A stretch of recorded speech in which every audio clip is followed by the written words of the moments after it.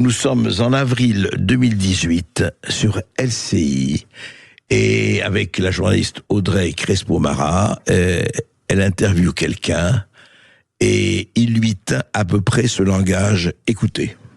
Si on vous proposait un poste de ministre de la Justice, vous l'accepteriez? Sûr? Ah oui, sûr. Vous voulez que je vous le signe? Ouais. Non. D'abord, personne ne me le proposera. Ce sera un bordel. Mais alors, non, mais personne n'aurait jamais l'idée sotte, totalement saugrenue, incongrue, invraisemblable de me proposer cela. Et moi, franchement, je n'accepterai jamais un truc pareil. Non, non. Pourquoi? Parce que c'est pas mon métier. C'est pas mon métier. Faut en avaler des couleuvres pour faire de la politique. D'abord, il faut être d'accord avec tous les copains du gouvernement auquel on appartient soi-même. C'est-à-dire quoi. Il faut manger son chapeau de temps en temps. Non, c'est une discipline. C'est un exercice, j'en ai pas les compétences. Et puis, non, pas du tout. J'aimerais pas faire ça. Voilà, pas du tout. J'aimerais pas faire ça. Je ferai jamais ça. Jamais. Et qui est cette personne? Vous l'avez tous reconnu, bien sûr. Il s'agit de Éric Dupond-Moretti, qui est devenu, quelques 2 ans plus tard, ministre de la Justice sous Emmanuel Macron, disons cela. Alors, Hervé Lehmann, bonjour. Bonjour. Vous êtes ancien juge d'instruction, vous êtes aujourd'hui avocat au barreau de Paris, et vous venez d'écrire Le procès Dupond-Moretti aux éditions du Cerf. Alors, justement, c'est quand même tout à fait intéressant, et vous analysez, dans ce bouquin, vous racontez un peu tout, les soubassements, comment c'est arrivé et tout, qu'un avocat qui s'est fait connaître d'abord sous le surnom d'acquittator, parce qu'il a beaucoup de talent et il acquitte bien, il a fait acquitter en tout cas, et qui, avec les juges, a des relations plutôt conflictuelles, c'est le moins que l'on puisse dire. Ils n'ont pas, pour le Cid Moretti, les yeux de Chimène, et vice-versa. Et il devient ministre de la Justice, garde des Sceaux.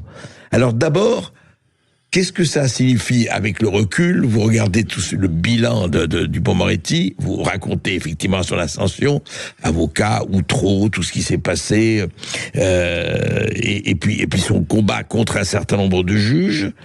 Et puis le voilà en juillet 2020, il est garde des Sceaux. Et au fond, quelles leçons tirer de là? Parce que votre livre raconte très très bien ça avec moult détails. Quelles leçons on peut en tirer? Écoutez, c'était une très très mauvaise idée de nommer Éric Dupond-Moretti garde des Sceaux. Vous l'avez dit, c'était un très grand avocat d'assises, et il n'était pas du tout fait pour être garde des Sceaux. Il le savait d'ailleurs, puisque l'interview que vous venez de diffuser le montre. Il était parfaitement lucide sur ce que il dit. Ce serait un bordel. Effectivement, c'est ce qui s'est passé. C'est ce qui s'est passé ensuite. Nommer garde des Sceaux quelqu'un qui tenait des propos aussi virulents à l'égard de la magistrature, je le rappelle dans mon livre, je ne vais pas les tenir ici parce que je les fais pas miens.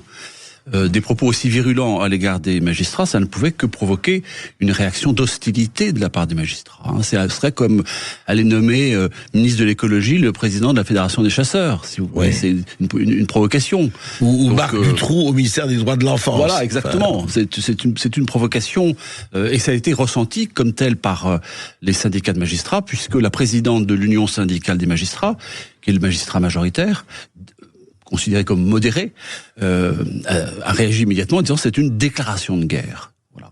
Et effectivement, ça a été pris par les magistrats comme une déclaration de guerre, et il y a eu une guerre. Et c'est ce que je raconte dans ce livre, c'est cette guerre que je raconte. Et alors cette guerre a fait, alors justement, parlons-en, vous racontez dans ce livre, et encore une fois, vraiment qu'il est très intéressant de lire, parce que, et cette guerre a eu beaucoup d'épisodes, vous vous rappelez d'ailleurs, ça précède tout cela. Vous rappelez Sarkozy, vous rappelez ce qui s'est passé avec Fillon, toute cette espèce avec le parquet national financier, etc., etc. Et en fait, cette guerre, vous diriez que, alors lui n'est plus ministre de la Justice, on le sait, les magistrats sont en place. Est-ce qu'il y a eu un vainqueur ou un vaincu, ou pas? Alors, je dirais que on peut considérer qu'Emmanuel Macron et Éric Dupond-Moretti ont gagné cette guerre, puisque finalement, Éric Dupond-Moretti a été relaxé par la Cour de justice de la République à la fin de l'histoire. Mais c'est une victoire à la Pyrrhus, c'est-à-dire que les guerres, ça laisse des champs de ruines. Et donc et des blessures et des rancœurs, etc., absolument, tout à fait, vous avez tout à fait raison.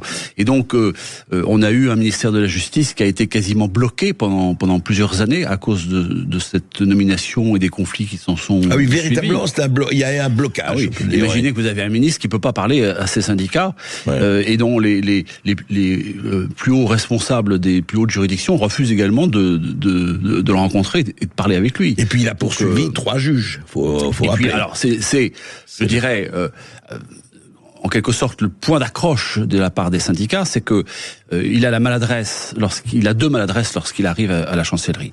La première, c'est de nommer comme directrice de l'école de la magistrature une avocate. Là encore, c'est une nouvelle provocation, c'est la même que la précédente, si je puis dire. C'est évidemment très très mal ressenti par les magistrats. Ensuite, il va engager une enquête.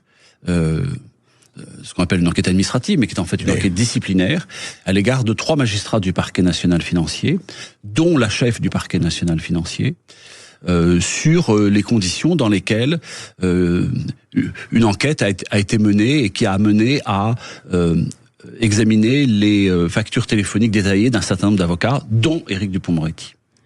Et les syndicats de magistrats vont sauter sur cette occasion pour dire « Ah, mais vous êtes en conflit d'intérêts.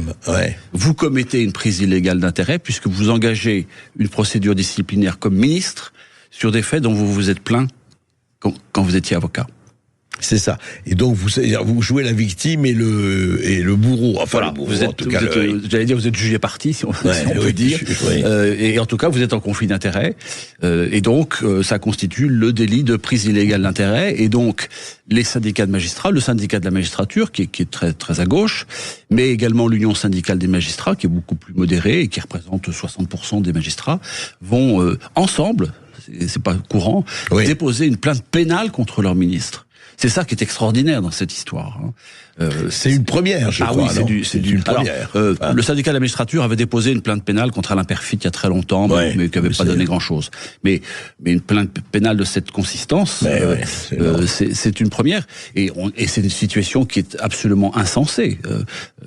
Cette procédure dans laquelle les syndicats de magistrats, qui représentent 90% des magistrats, déposent une plainte pénale contre leur ministre, c'est quelque chose d'absolument insensé. C'est du jamais vu dans l'histoire de la République et probablement dans l'histoire de France. Et alors, mais ce qui est, et puis c'est sur fond d'élections présidentielles, c'est sur fond de beaucoup de choses.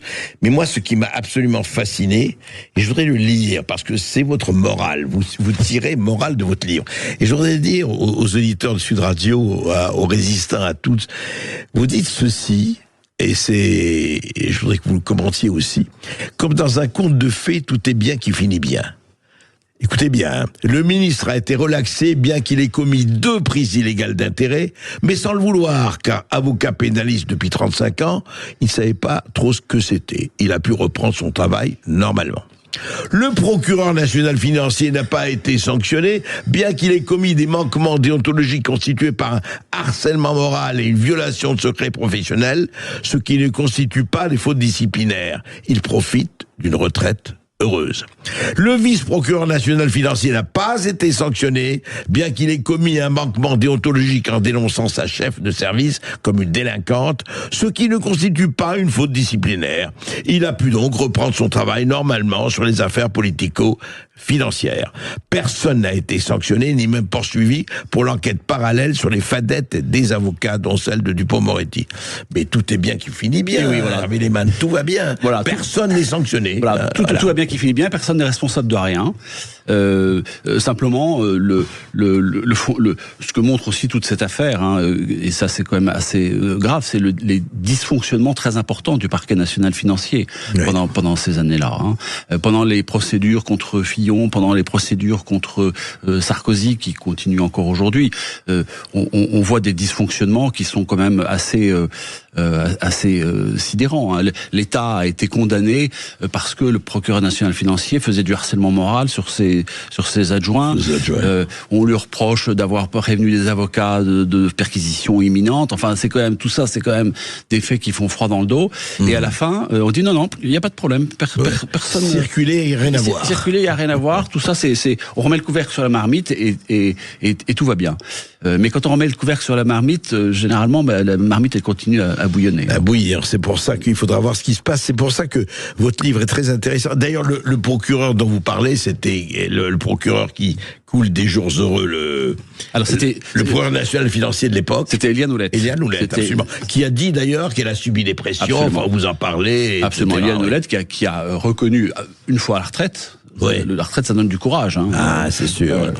C'est sûr. Peut-être qu'on là, voilà. En fait, les héros et les rebelles, il faut les prendre uniquement parmi les retraités. Voilà, c'est là que ça commence à bouger. Voilà, exactement. Et une fois qu'elle était à la retraite, elle a reconnu devant une commission d'enquête parlementaire qu'elle avait subi des pressions très importantes de sa hiérarchie pour ouvrir une instruction judiciaire qui permettait de mettre en examen François Fillon juste avant l'élection présidentielle. Comme par hasard. C'est quand même un événement important parce que c'est ça aussi, ça a changé l'histoire de France. Hein. C'est ce qui a fait que Fillon a perdu, qu'Emmanuel Macron a été élu et donc tout le crime n'était même pas presque parfait. Il était parfait. Voilà, le crime était parfait, absolument. Et donc elle l'a reconnu et c'est à partir de là qu'on a commencé à voir que ce parquet national financier, à l'époque, fonctionnait quand même de drôle de. Mais il est toujours là, le parquet national financier. Alors il est toujours là, mais on peut espérer que ces errements qui ont été mis à jour n'existent plus. Il n'y a pas de raison de penser qu'ils continuent à exister. Il y a une information intéressante. Le parquet national financier a rendu un rapport cette semaine dans lequel il dit il y a quelque chose qui est inquiétant, c'est que 40% des personnes que nous poursuivons sont relaxées. C'est beaucoup. C'est pas mal. C'est beaucoup. Alors, soit les juges ne comprennent rien, soit peut-être que le parquet national financier a la main un peu lourde. Bah écoutez, comme vous avez dit, aujourd'hui on relaxe. Hein. Ce soir on improvise, disait l'autre, et aujourd'hui on relaxe. Oui. En tout cas, c'est un livre vraiment que je recommande. Hervé Lehmann, le procès Dupond-Moretti aux éditions du Cerf. Il explique très bien pourquoi on peut toujours avoir confiance dans la justice de notre pays, n'est-ce pas? Merci.